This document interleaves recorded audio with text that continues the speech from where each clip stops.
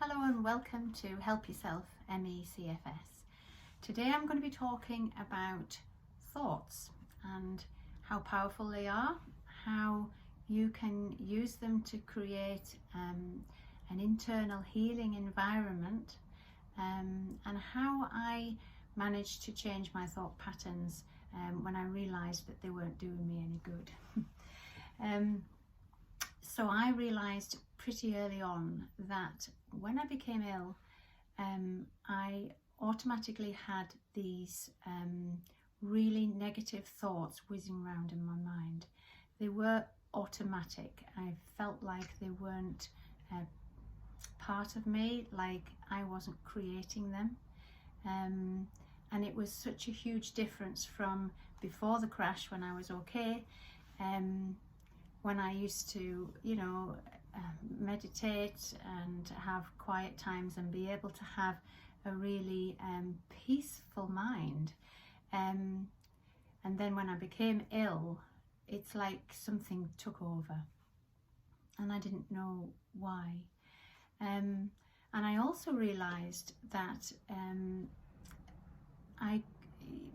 as the weeks and months went on and I was trying to look after myself and trying to recover, that whenever I had to go and talk to a medical professional, perhaps my GP, or at work when I had to report to the occupational health doctor, for example, or also when I was with any therapists or any friends or family and having to recount how I'd been, how my health was, what was happening at the time. I had to talk about symptoms and what I was experiencing, and usually it was, the things that I was struggling with. And I noticed that during those times, I would become really very upset when, before I'd walked into the appointment, I was okay emotionally and mentally. I felt all right.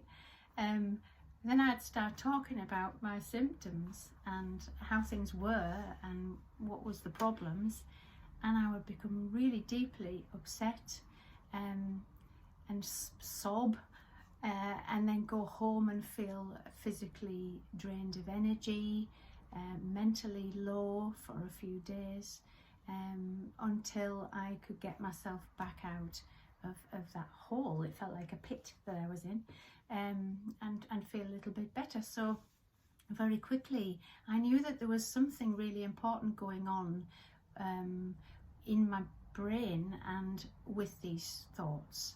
And so today I wanted to talk about just how powerful your thoughts are.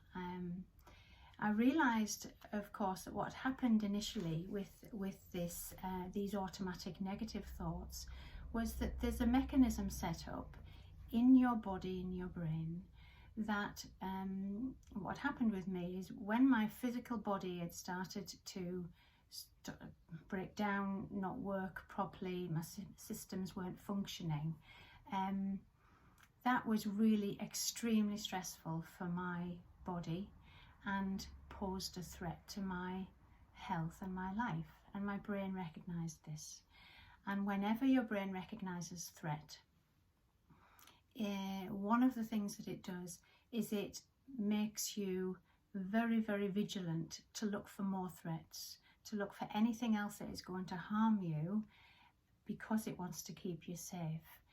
But what this does is it sets off these negative automatic thoughts where everything is a problem. You dwell on everything that's going wrong. You look for more things that might go wrong. You project into the future and imagine yourself worse than what you are. Things that are said to you, you might take in the wrong way. All the time you're just looking for more threats, and this is automatic. Your brain does this for a good reason, but it creates anxiety. It creates what they call a negative bias, where your brain will just search for what's wrong. You will wake up in the morning and your brain will go on an automatic search and usually find things to worry about, things that are threatening, things that are stressful, things that you might have to face in that day that are a problem, and this morning waking anxiety becomes a real habit. So I've said before that in chronic fatigue and ME that your stress response gets stuck on anyway. So this just adds more stress, and this was certainly on my list of things that I knew that my thought patterns were causing me stress. But often we don't recognise just what a huge effect this has on our physical body. When we become ill with an illness like this, we often go on an external search for the right drug to take, the right supplement to take, the right foods to eat, and they're all valid, of course, and part of it.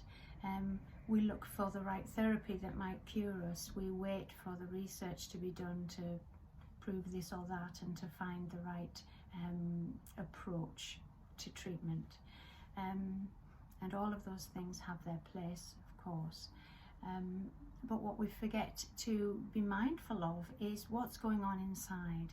What's going on inside my internal environment that I can actually influence. And the thought process is really important. So your thoughts create the emotions that you feel. So whenever you have a thought, whether it's a negative thought or a positive one, it will create a cascade of chemicals in your physical body. Hormones are released, lots of different neurotransmitters are released, and messages are sent throughout the body, reliant on what thought you thought, the thoughts you think.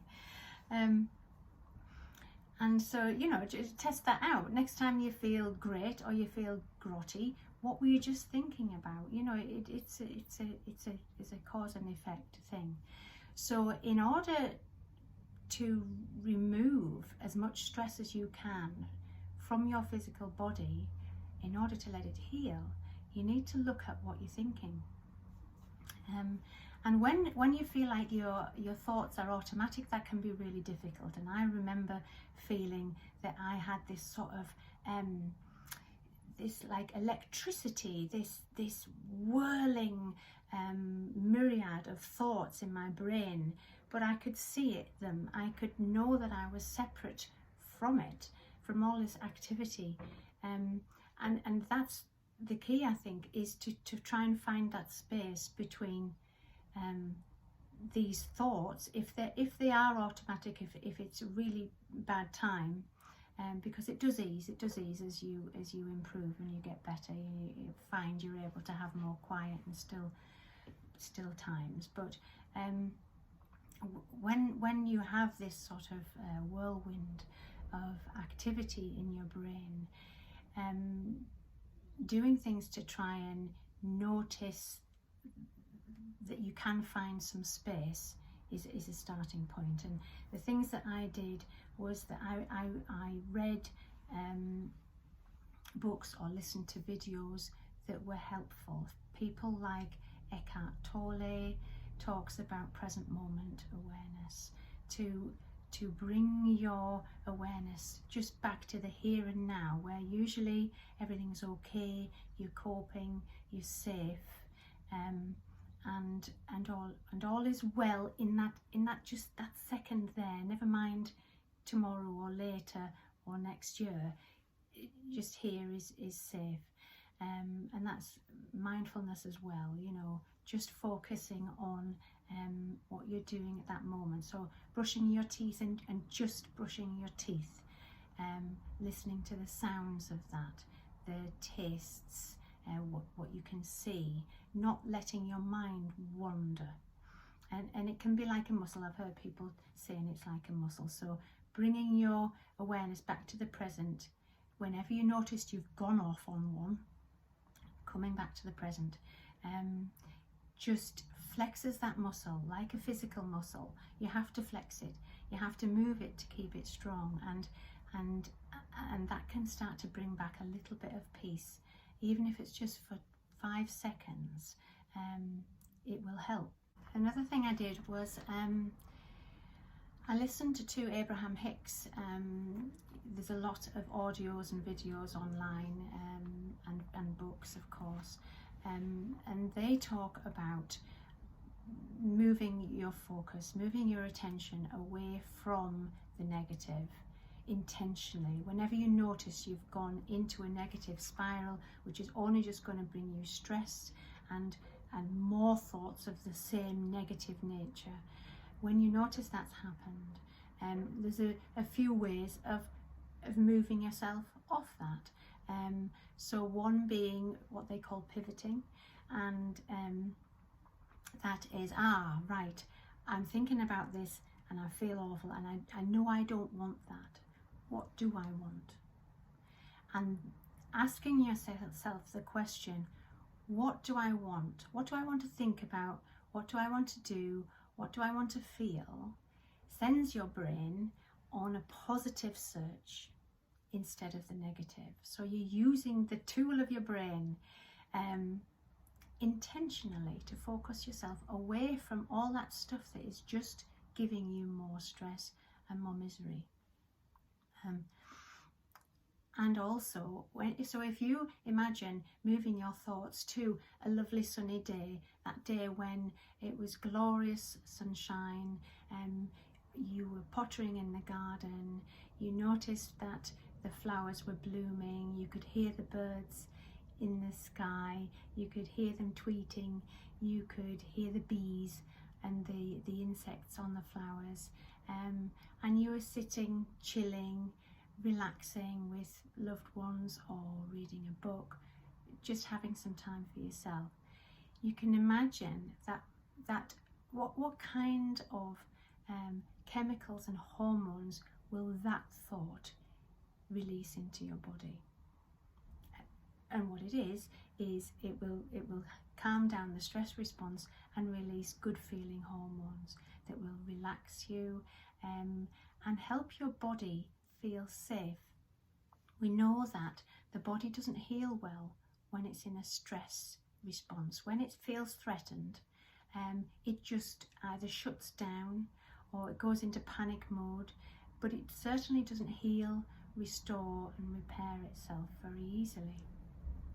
And when your stress response is stuck on all the time, in chronic fatigue, you need to do what you can to try and switch that off and stimulate your relaxation response, your parasympathetic response in your nervous system.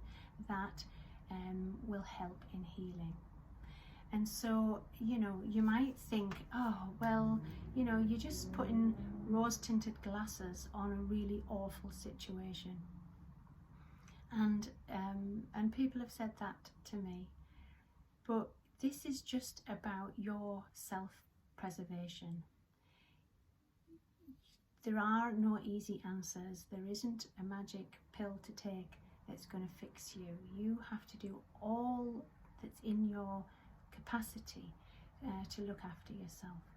And if you look at what is, if you look at the job you've lost, the friends that have gone away, the fact that you never get out to any social situations. I could go on, and I actually don't want to go on because I don't want to put myself into the doom and gloom, and I don't want to put you into the doom and gloom either. If you sit with that, it's not going to help your health at all in any situation. What will help is to move off and think, right, well, let's create some hope here. I'm sure I'm going to find a way. There's things that I can do right now that will help me. I have loved ones around me that are there to support me. Things are okay. I'm safe here. I have a house to live in. I have a bed to sleep in. My duvet is so comfy. Maybe you can't get out of bed, but I remember one morning that I couldn't get out of bed. I couldn't go downstairs and make myself anything to eat or drink. I didn't have the physical energy to get out of bed, and I could have just allowed those thoughts to increase and increase and make me feel even worse. And what I chose to do, what I decided to do, is like a little bit of inspiration, was think about the good things in this situation, to appreciate, as Esther Hicks says, to appreciate, find things to appreciate in every situation that will just release those good feeling hormones, and then get your mind into a more positive pattern, which is only going to help you. So I wrote in my journal, there's nothing that I have to do. But part of my stress was before and after crashing was that I had too much to do, that I had no time for myself, that I was running around like a headless chicken trying to tick everyone's boxes, and I would dream in that way as well. You know, I would dream about being on the wards as a nurse and having 20 patients to look after and having too much to cope with. So I wrote down things to soothe myself. I'm safe here. No one needs me right now. My duvet is so warm. I feel so comfortable here. The sun is coming through my window. I can hear the birds outside.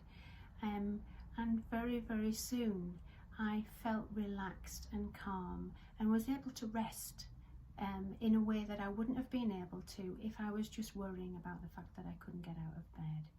So you see what I mean.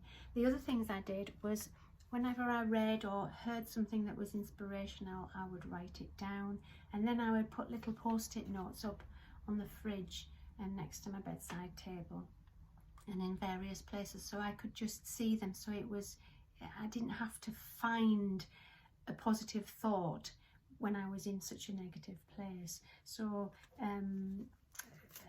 you know, little messages like listen to the sounds. So that's something that you can do. Meditation is a really good thing to do, and you can do it in various different ways, like choosing words to meditate on, or having a mantra, or one of the things is just for 5-10 minutes, just listen to what you can hear. So I would put myself this note to just remind me to listen to the sounds. The other thing, which was Eckhart Tolle, find the field of peace, find the space. So when your brain is so active, where is that peace? Where is that space? You'll be able to find it somewhere.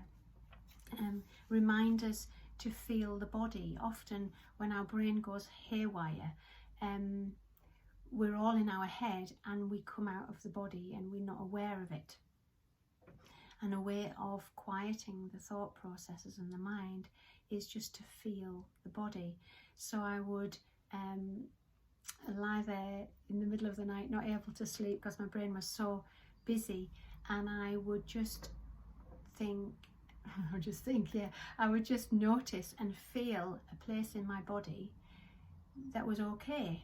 So I might have had pain in certain areas, but is there a place in my body that feels good, or even just neutral? Does it feel okay? And I would actually just be aware of that place in my body and almost go into it with my awareness, if you can sort of imagine what I mean. Just go into that right palm that felt okay, and just be aware of that, and everything else falls away and it quietens your mind because you're just using a body focus awareness. Other things, I had affirmations. My sister always buys me Louise Hay's daily affirmation calendar each year, and whenever there's anything that's really powerful for me, I keep it. So I would have these printed up. This one is, in this moment all is well.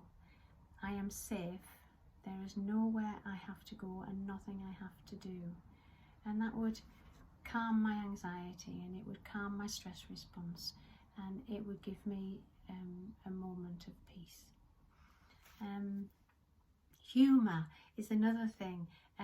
Watch some funny films. I love Elf. That's my favourite film to make me laugh. You know, so when you laugh, when you find things funny, it switches off the stress response, you know, and it releases those good feeling hormones. Another thing is laughter yoga. Look it up on YouTube. A lovely chap called, and I've forgotten his name, begins with an R, might be Ronald. I'll write it down underneath.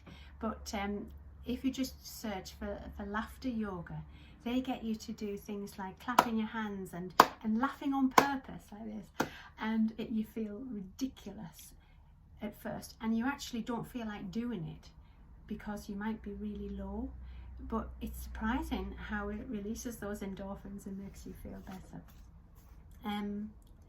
Okay, I'm just looking at my notes to see what else, if there was anything else that I wanted to mention. And I think that's it really. Just to notice that you're not your thoughts. Your thoughts are just what your brain does. That's what your brain is wired to do. And you have some control over them. You can consciously take control over your thought patterns. You notice that you are separate to those thoughts going around in your head, and you do things that are good for you to help calm your mind, whether it's being really focused on something that you enjoy doing, reading a book, watching a nice film, whether you're journaling and you're just writing down and getting things out on paper and out of your mind. That can be really useful. Whether you are intentionally looking for a better thought. Again, this is Esther Hicks, reaching for a better feeling thought, because thoughts create feeling. So in any situation, what is the good things that I can think about this situation? What do I like about him? What do I like about that? It's just sending your brain on a more positive search, which will help your physical health. So I could talk about this an awful lot, but I'm going to stop now. I hope that's been useful. Sometimes people are very reluctant to look at their thought patterns, as they think it's nothing to do with their physical body, and that's that old understanding that the brain and the mind is separate from the body, and it's just all one, and they all everything influences each other. So it can't be separated, but there's so much that you can do for yourself by directing your thoughts onto more positive things. So thank you for listening, and I'll see you next time. Bye.